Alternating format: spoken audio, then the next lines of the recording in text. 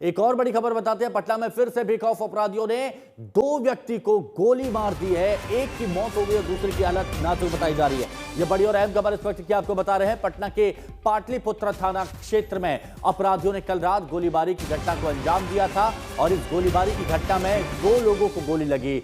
जिन 2 लोगों को गोली लगी उनमें से एक का नाम राजा, जिसकी उम्र 32 साल बताई जा रही है, दूसरे का नाम जितेंद्र, जो कि 30 साल का बताया जा रहा है। राजा की मौत हो गई, जबकि जितेंद्र को परिजनों ने एक निजी अस्पताल में एडमिट कराया है और हालत गंभीर बनी हुई है। पुलिस की माने तो आपसी विवाद में गोलीबारी की घटना हुई, जिसकी जांच इस वक्त की जा रही है। तो पटना का मैनपुरी इलाका, जहां पर युवक को गोली मारी गई, और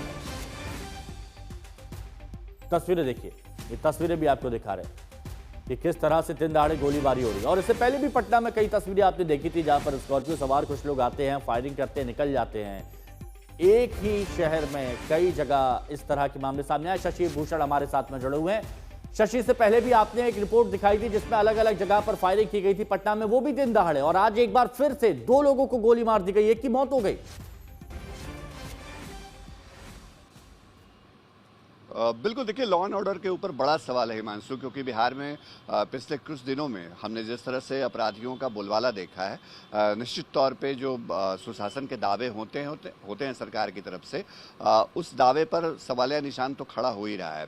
राजधानी पटना की बात कर लीजिए, पिछले 72 घंटे में पटना के अंदर 5 लोगों की हत्या हुई है।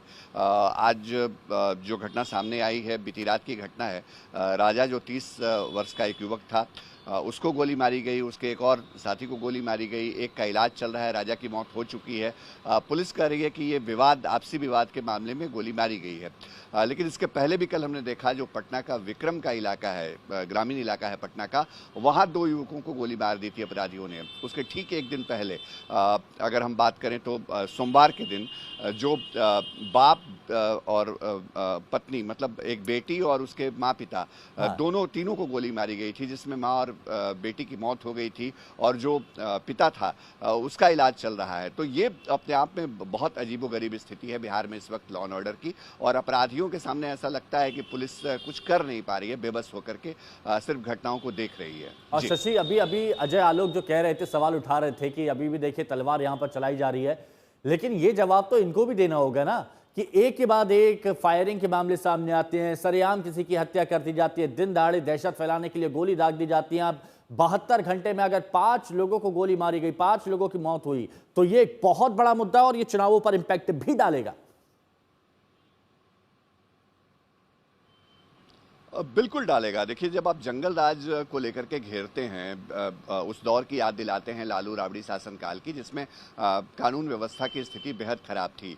तो आज बिहार में जो स्थिति है, वो सवाल वहाँ भी उठेगा हिमांशु, इसमें कोई दो राय नहीं है। और यही वजह है, और सबसे महत्वपूर्ण बात एक ये कि ये जो घटनाएं हुई हैं 72 घंटे में, 5 हत्याएं जो हुई हैं, ये बिहार के किसी दूर दराज के जिले में नहीं हुई हैं, ये राजधानी का क्षेत्र है, मतलब पटना कैपिटल है बिहार का।